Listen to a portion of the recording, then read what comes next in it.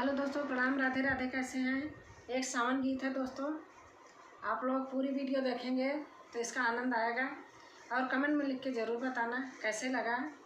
और राजकुमारी अवधी गीत के चैनल में आप लोगों का स्वागत है। धन्यवाद।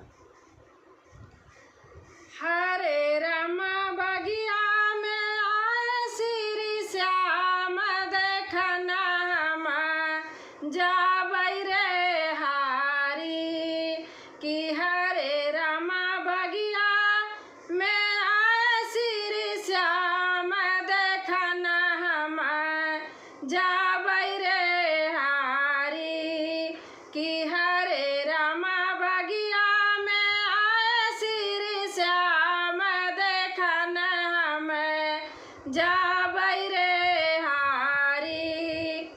माथे पे सोहे मुकुट रामा, माथे पे सोहे मुकुट रामा, हरे राम चंदन तिलक लीला रे, देखना हम जाबै रे हारी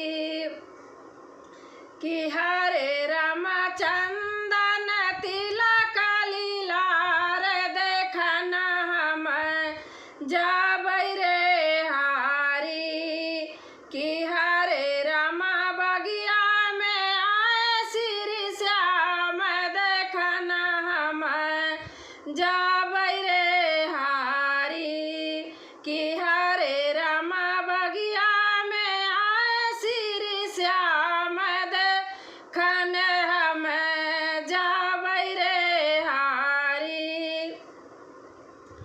कानों में उनके कुंडल सोहे, कानों में उनके कुंडल सोहे, आँख में सोहे कजरवा रामा, आँख में सोहे कजरवा रामा, कानों में उनके कुंडल सोहे, आँखों में उनके कजरवा रामा, हरे राम गले जंती माला, देखना हम जाबै